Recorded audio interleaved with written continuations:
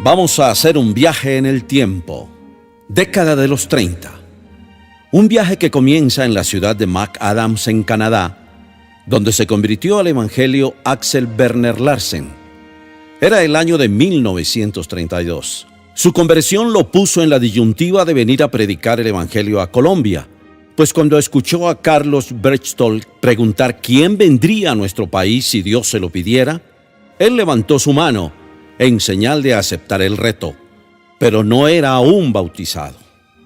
Después de 5 años, en 1937, ya casado con Abigail Gertrudis Staples y habiendo pastoreado una pequeña iglesia en Chipman, Wayne T. Sters confió en él y lo apoyó para que viniera como misionero.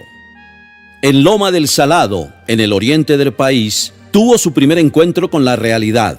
Él y su familia casi perecen en un incendio provocado por los enemigos del evangelio.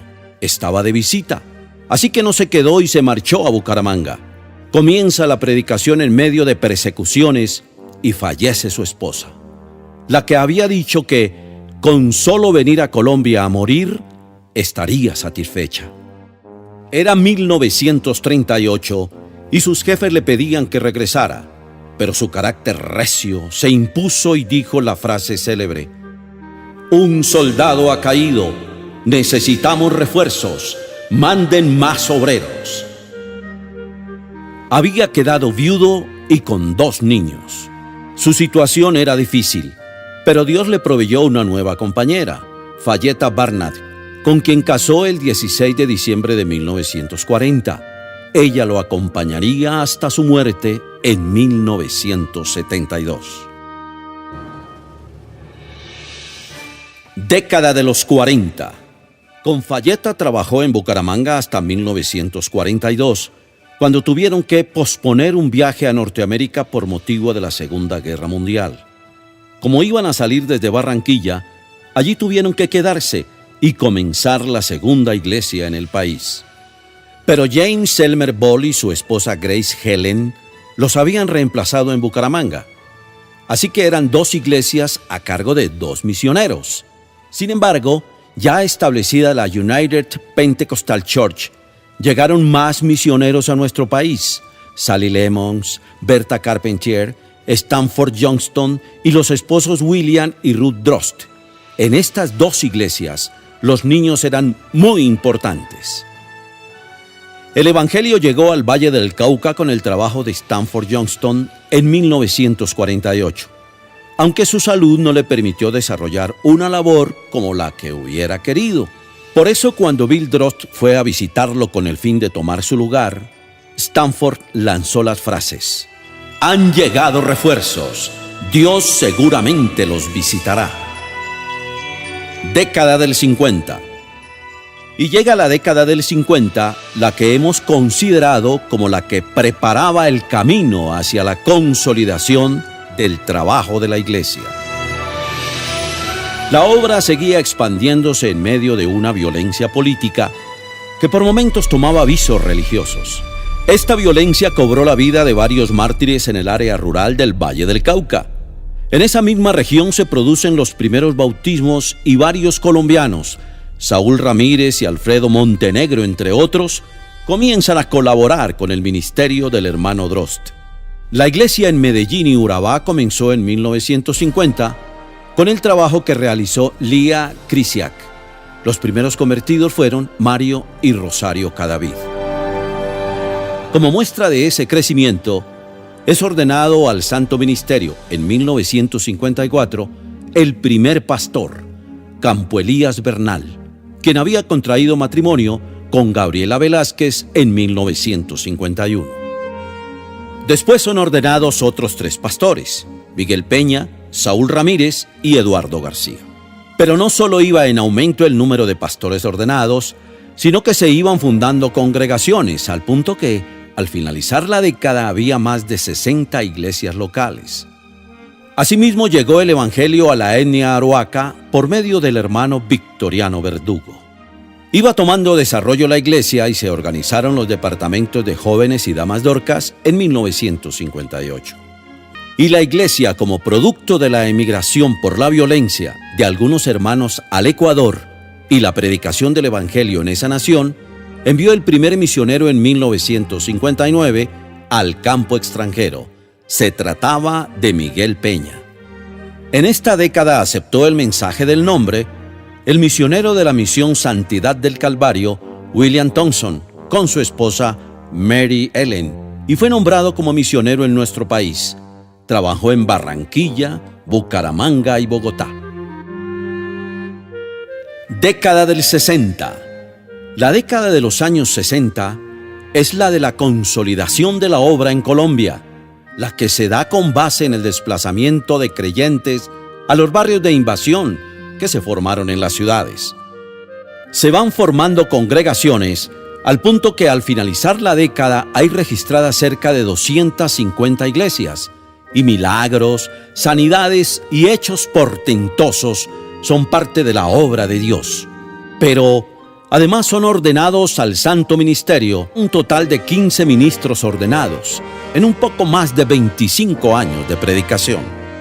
Pero Axel Werner Larsen tenía visión misionera. No es sino recordar su famosa frase: somos salvos para servir. Y empezó a pensar en misiones a Bolivia, lo cual sucedió en 1965. Fueron enviados Ulises Rengifo y su esposa Ruby. En 1968 fueron enviados Álvaro Torres y su esposa a España junto con Isabel Torres. Fueron a trabajar con William Drost. Fue un proyecto conjunto con Canadá. En lo administrativo, los colombianos tomaron la administración de la iglesia en 1967 ante la propuesta de la United Pentecostal Church. Década del 70. Y en medio de nuestro viaje, llegamos a los 40 años de la iglesia que se cumplieron en 1977. Esta década es en la que se desarrolló la autonomía administrativa que fue producto de la propuesta de la United Pentecostal Church. Esto trajo una serie de pasos administrativos que al final desembocaron en el establecimiento de un consistorio de ancianos de 12 miembros y después de 7. También se organizaron los distritos como subdivisiones de las regiones administrativas que existían. Se fundaban iglesias en las ciudades acorde con la urbanización que estaba sufriendo Colombia, pero continuaba la predicación del Evangelio en medio de tensiones debido al auge del narcotráfico y la guerrilla en los campos. El crecimiento fue de tal magnitud que, desde comienzos de la década, las convenciones pasaron de los templos a los coliseos. Y cuando se celebraron los 40 años, la convención se realizó en el estadio Atanasio Girardot de Medellín. En lo administrativo, se fundó la Corporación para Ayuda Social, que fue el producto de la preocupación por el bienestar de los pastores y sus familias. Ha sido de mucha ayuda y bendición a todo el pastorado. Década del 80. Ahora nuestro viaje nos lleva a los 80, época en la cual Colombia se llenó de violencia y muerte. Esto afectó a la iglesia, pero Dios nos permitió sobreponernos al cierre de templos y al desplazamiento de muchos hermanos. En relación con los desplazamientos, estos presionan la apertura de iglesias, lo que requiere más predicadores y más pastores, pero a su vez una mejor estructuración de la administración para formarlos adecuadamente. Surgen los ministerios especiales de enseñanza y música a cargo de Eliseo Duarte y David Fontalvo, lo que deja ver la atención que se presta a estos dos aspectos. La escuela dominical había sido objeto de estructuración desde la década anterior, pero empiezan los primeros intentos concretos de establecer institutos bíblicos, con lo que se empieza a hablar de un departamento de educación cristiana. Había algunas medidas que permitían trabajar mejor: creación del Departamento de Misiones Nacionales, nombramiento de misioneros en el país, creación de un nuevo distrito, el número 12 a propósito, primeros pasos para crear el Departamento de Educación Cristiana y el desarrollo inicial de nuevos ministerios.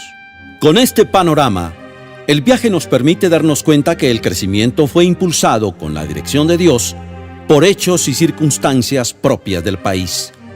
El cuerpo ministerial había adoptado algunos cambios que permitían trabajar mejor, de acuerdo al tamaño y crecimiento dinámico de la iglesia. Podíamos decir, como el apóstol Pablo, si Dios es por nosotros, ¿quién contra nosotros? Década del 90. Nos disponemos a entrar en la recta final del siglo XX, la década del 90. Es un tiempo en el cual, según informes de la época, se fundaban un promedio de 2 iglesias por semana. Esto nos muestra el desarrollo de la obra. En el plano internacional, la obra en Estados Unidos comenzaba a tomar forma. Eliseo Duarte había estado desde octubre de 1989 trabajando entre los hermanos colombianos que vivían en ese país. El día 2 de noviembre de 1995, el Ministerio del Interior expidió la resolución 1032, en la cual se lee textualmente, abro comillas, por la cual se reconoce personería jurídica especial a la entidad religiosa denominada Iglesia Pentecostal Unida de Colombia. Además, fuimos inscritos en el Registro Público de Entidades Religiosas. Y el 2 de diciembre de 1997, el Estado colombiano firmó el convenio de derecho público con 18 iglesias, entre las cuales se encontraba la Iglesia Pentecostal Unida de Colombia, lo que le dio la posibilidad de ejercer su actividad. En lo interno, en el año 1995, se creó el Departamento de Educación Cristiana como tal y se determinó que el segundo vicepresidente fuera el director del mismo. Se empezaban a vislumbrar las diferentes áreas que el departamento manejaría: escuela dominical, educación secular y educación teológica. Posteriormente se añadirían el área de recursos educativos y la de música. Dado el desarrollo del Departamento de Educación Cristiana, el 10 de febrero de 1998 nació a la vida jurídica la Fundación Educación Cristiana Pentecostal por una decisión de su fundadora, la Iglesia Pentecostal Unida de Colombia, a través del Consistorio de Ancianos como su órgano representativo. Cuando llegó el año 1997, la iglesia se dispuso a celebrar los 60 años. El evento central fue la convención de los 12 distritos. No solo fueron los cultos que se llevaron a cabo en los coliseos y estadios, hubo caminatas en las cuales el pueblo del Señor mostró su agradecimiento con Dios por permitirnos llegar al 60º aniversario tomados de la mano. En ese mismo año, 1997, se conformó la Asociación Nacional Carcelaria con la hermana Nelly de López como presidenta. Fue una abanderada del trabajo carcelario a quien Dios llamó en un sueño para que le sirviera en las cárceles.